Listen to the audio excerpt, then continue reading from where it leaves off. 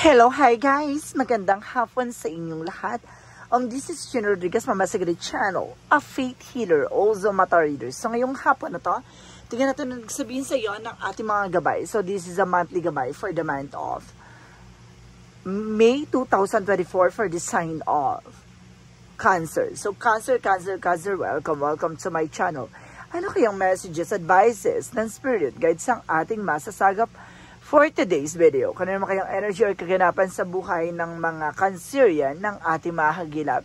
So guys, this reading is a general reading lamang, hindi lahat makaka-resonate. Kunin lamang po ang makaka-relate sa inyo and comment down below kung kaninong energy ang ating nasagap. And of course, let's see what is the messages, advice sa iyo ng ating angel spirit.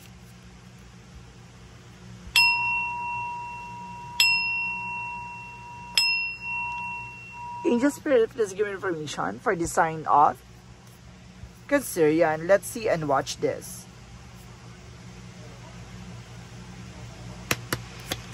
Angel Spirit, please give me information. So there's an Ace of Swords. So there's a breakthrough. No? May mga bagay na mapagtatagumpayan mo dito. May mga bagay na matutuklasan mo. May mga bagay na unti-unti mo nang malalaman. Because there's the Page of Wands with the good news. No? May magandang balita dito. It's a very excitement news na maaari mong malaman. And of course, there's the word card. No? There's a travel. Marami ka ditong ganap at maraming ganap na mangyayari sa iyo. And of course, there's a Seven of Pentacles with the harvest time. So this is the moment na may mga bagay na yung pinaghirapan mo. No? Ito na yung kabayaran. And of course, there's the Moon card for the truth reveal. May mga bagay na parang mailalantad at mailalahad na sa iyo with unexpected moment. So let's see additional messages. And of course, there's the Queen of Cups by healing. Magkakaroon ka na ng healing dito, ha? Unti-unting paghilom sa anumang uri ng karamdaman. At the same time, there's the Full card. So, there's a new beginning. And of course, there's a victor. So, it means, may mga bagay na talagang babalian ng eksena. No? Kumbaga, magsisimula ka ng panibagong eksena na kumbaga, sinusubukan ng pananampalataya at tiwala mo. At the same time, there's the Page of Wands with the Tower moment for a major changes. Ito yung balita na magpapabulabog sa'yo, no? This is something, a revelation. So, let's see what is the Moon card, the word card. So, there's the Four of Pentacles with the protect your power, protect your energy. Dapat protection mo, ang grounds mo, even your territory, finances, love life, and career. So, let's see what is the Seven of Pentacles represent the Knight of Pentacles. So, there's a secure and practical, no? Kailangan there's a slow and steady. Huwag ka masyadong agresibo. May mga bagay talagang, kumbaga, hindi naman yan kapag nagtanim ka, tutubo ka agad, no? Kailangan mong maghintay. Kailangan mong antayin at kumalma, no? Hindi pwedeng ura-uradan. The Moon card represents the Queen of Wands by confidence. So, kailangan malakas ang loob mo. Maging matapang ka sa lahat ng mga nangyayari sa iyo ngayon, no? So, there's the Moon for something dream coming true. May mga bagay na matutupad na pero there's a confidence and there's an independence.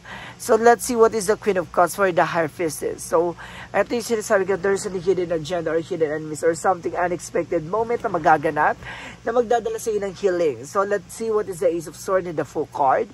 So, there's the King of Swords with the mental clarity. At the same time, this is opportunity for you to clear your boundaries, no? So let's see what is additional messages for the Page of Wands and the Tower moment. So there's the Empress card. So there's a revert, no? Magkakaroon ng panibagong simula dito. Itong panibagong simula na to ang magpapabulabog sa'yo. Kasi it's very excitement or something adventurous. So, kumbaga, parang magugustuhan mo itong pagbabago magagal. Parang may pagmulat pa ng eksena dito. Parang mamumulat ka na, kumbaga, hindi mo in-expect na mangyayari ito, pero I deserve it. So, parang ganon. And the word card in the Four of Pentacles represent the Two of Pentacles with the balance and choices.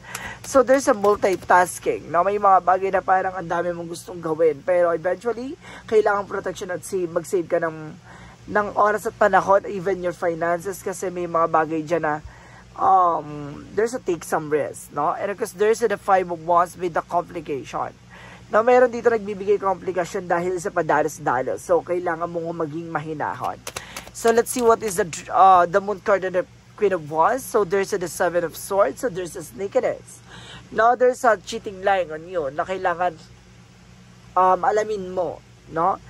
Tuklasin mo, baka may mga bagay dito na parang nagsisinungaling sa'yo. May mga bagay na hindi totoo. Kaya pala parang malalaman mo ang katotohanan dito kasi may mga bagay na kailangan confidence ka na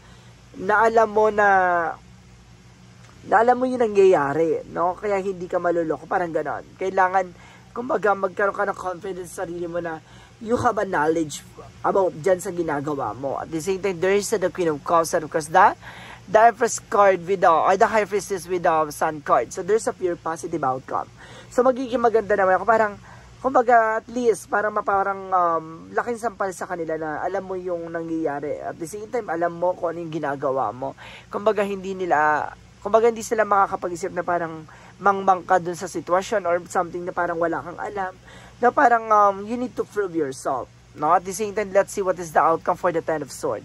No, napapalibutan ka ng backstabbing. Napapalibutan ka ng betrayal. No, kumbaga marami dito, there's a painful ending and there's a backstab and there's something lost. No, at sinasabi dito with the Queen of Pentacles, kailangan alam mo yung grounds mo. Kailangan marunong ka ditong maging practical. No? And of course, there's an Eight of Cups for moving on or letting go. May mga bagay na kailangan mo pakawalan, no? At kumbaga, bitawan, hindi kasi lahat ng mga laban ay pinaglalaban. Yung iba dyan, mas maganda ng pakawalan ka at pakawalan mo isang bagay na at least natuto ka. Diba? So, let's see what is additional messages for career. Sa career mo, there's the Devil card. So, there's a lot of temptation or something abusive or something negative energy. And because there's a Page of Pentacles for investment. Maraming tukso dito, ha? Kumbaga mag-ingat ka. Yung mga mag-i-invest ka kung kanino or saan, mag-ingat ka. Maraming tukso. Maraming lilinlangin ka, baka mabudol ka with the Seven of Wands. So see, protection na mo yung sarili mo. Maraming mapanlinlang, maraming mapang-abuso, maraming mapang-budol. Kaya maging aware. Additional messages about sa health, about sa love life. So there's the Knight of Swords. Pati sa love life, huwag ka magmadali. Getting to know each other with the collaboration with the Three of Pentacles, no? Kumbaga, kailangan mong alamin, tuklasin, kilalanin, huwag masyadong ora-orada at huwag masyadong magmamadali.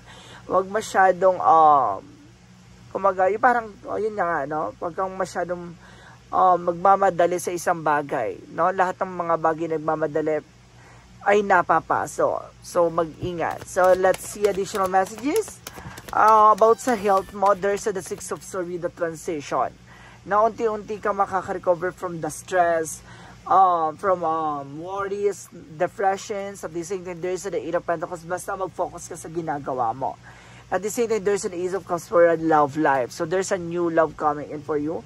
At the same time, this is a love offer na parang babaguhin ka na eksena dito pagdating sa health.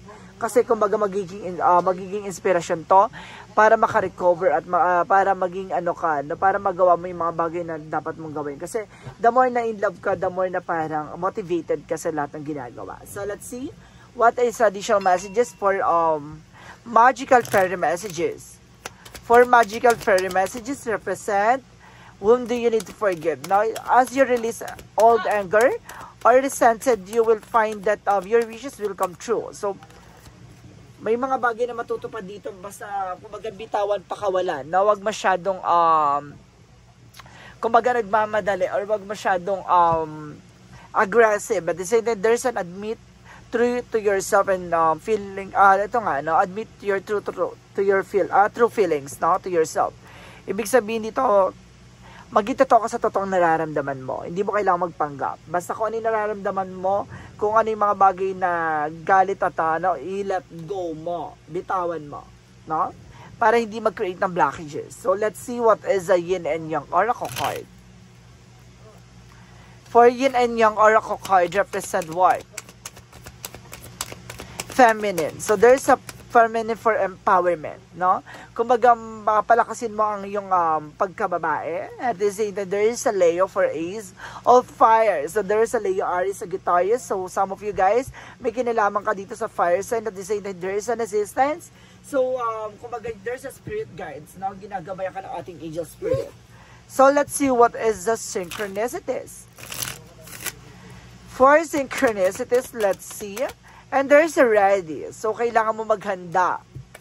No? Maghanda ka. They say that there's a shaman. That there's a something beautiful na magbibigay sa inyo something new beginning. At the same time, there's a the synchronicities. There's just a lot of signs, no? Talagang sinasapalan ka ng mga katotohanan at senyales na you need to pay attention and be aware sa lahat ng nangyayari and be conscious. So, let's see what is the chakra messages. So, there's the growth, no? May growth and expansion and there's a trickery. I told you so. Mag-ingat ka sa manloloko, no? Kumbaga mapanlin lang to at may manloloko dito and there's a perception. Baguhin mo yung mindset mo. Even your perspective. Additional messages for Archangel Michael messages. And there's an eternal love. So may hanggang wakas sa pag-ibig dito, no? Pangmatagalan. At sinasabi dito, there's a Archangel Michael for prayer will help you from your situation, no? Kumaga malaking factor ang pagdarasal, no? Para alis ka or something, makaiwas ka at humingi ka ng gabay, no? Mailayo ka sa mga hindi magagandang eksena. Archangel Raphael messages, so there's an inner authority. You have the power not to create and you have the power to destroy. So, ikaw yung gagawa ng desisyon. Ikaw yung gagawa ng isang bagay na ikabubuti at ikasasama mo. So, may mga bagay dito na pinangarap mo at maaari makuha mo. Basta makinig ka sa intuitions mo. Additional messages. And there's an envy, no? No more drama. That because there's a lot of challenges. May mga bagay dyan na parang kung para sa iyo yung journey mo na yan para sa iyo. May tutupad at talaga makakaalis ka dyan. And there's a success, no? Magtatagumpay ka. Diba? So, let's see what is the Moonology. At the same time, a win-win outcome forecast. So, talagang ipapanalo mo to.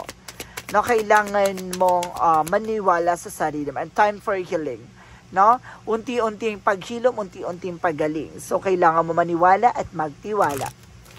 Additional messages. And there's a children. So, some of you, now there's an affecting children's. And of course, there's an healing. Na marami na apekto ang mga bata dito sa side mo or sa, kumaga, there's a lot of children's or something siblings. And there's a light and love na talagang may kaliwanag at pagmamahal dito. So, let's see what is additional messages for angel spirit. And there's a fire for purification and transmutation, no? Paglilinis. May mga bagay na kailangan linisin na sa hanay mo, no? Linisin ang sarili mo, and there is an awareness, no? There's a lot of opportunity. Be aware sa lahat ng mga papasok sa buhay mo. Hindi lahat ng mga bagay tinatangka, at hindi lahat ng mga bagay minamadali. And the same time, there is a star baiting, so there is something on activation. Kumbaga may mga bagay na parang nag-activate na sa iyo. Kumbaga natutuklasan mo. There's an inner child, I think, no? And there's an information whether you're not alone. So, kumbaga pakawalan mo yung multo or bangungot ng nakaraan mo kasi hindi ka makakausad. Yan yung magdadala sa iyo kaya hindi mo magawa isang bagay na gusto mo. There's a man holding a coin. So, some of you, if you are a man, ikaw yung may hawak ng finances. If you are a woman, baka yung person mo yung may hawak ng finances. And there's a man holding a heart. If you are a man, ikaw may hawak ng puso niya. If you are a woman, siya ang may hawak ng puso mo. So, let's see. What is an angel's answer? Meditation bring answers. See, I told you so. No, ang pagdadasal, makakatulong sa isang kasagutan sa lahat ng katanungan. And there's a no need to worry. May mga bagay na hindi mo kailangan pangamba. Na kailangan mo magtiwala. And there's something better. Kasi may mga bagay na para sa'yo talaga. Kaya hindi binigay yun kasi hindi para sa'yo. Kaya magtiwala ka na may mga bagay na parang may mas maganda pang ibibigay sa'yo. No? So, let's see what is the romance angels. Pagdating sa buhay pag-ibig, so there's a soulmate connections. No? Maaring there's a soul contract, soulmate connections. May mga bagay na talagang inaadya para sa isa't isa sa inyo. The Jesus loving quote said, with God, all things are possible. No? Sa pamamagitan ng ating Panginoon, walang bagay na imposible. No? Lahat ay posible. So, kailangan maniwala at magtiwala sa kanyang kadakilaan at kanyang kapangyarihan. No? Na lahat ng mga tao or mismo ikaw ay kaya niyang pagalingin, no? Sa anumang uri ng karamdaman. So let's see what is the angel's answer. The more na naniniwala ka, tagtitiwala ka, the more gaganda ang takbo ng eksena mo. So the angel's number represents the 8884. Karma is coming. So sinasabi dito, guys, a lot of money is coming your way. Fortune refers to more than just monetary and material success. If you don't appreciate the people in your life now, you won't have them tomorrow. This message encourages you to take some personal responsibilities and use it to realize your greatest potential. So see, dapat marunong ka daw na magpahalaga ng mga bagay na kung ano man ang nakahain sa'yo. No, the more na marunong ka magpahalaga, marunong kang humarap sa mga bagay na kinakatakutan mo. Diba? Kumbaga, lahat ng mga bagay na ibibigay sa'yo, there is something clues at importante sa buhay na mangyayari talaga sa'yo, no? Kumbaga may paalala yan, may mga bagay dyan na parang pagdadaanan mo dahil may dahilan, no? And there's a balance and there's a success and wealth. What goes around comes around. So kung anong ginawa mo, siyang babalik sa'yo. Maging mabuti ka lang sa lahat ng bagay, magiging mabuti rin ang kapalaran sa'yo. The messages of life represent appreciation. So sinasabi dito, guys, I am grateful for the abundance in my life as I direct my thoughts towards all that is wonderful in my world, my troubles and worries lighten. With a full heart, I appreciate all that I have. Today, I accept what it is as it is and choose to be satisfied. I express my loving things to the universe for the wealth that is mine. So may mga bagay dito na kung ano yung binibigay sa'yo, inahain sa'yo, ay tanggapin mo. Kasi may mga bagay dyan na maliit man sa ngayon, pag tumagal, kapag alam niya kung paano mo pahalagahan, lalaki rin niya pagdating ng panahon. So guys, this is a monthly gabay for the month of May 2024 for the sign of Cancerian. So Cancerian, maraming salamat for this wonderful reading. Maraming salamat and see you in the next video. Bye-bye and babush!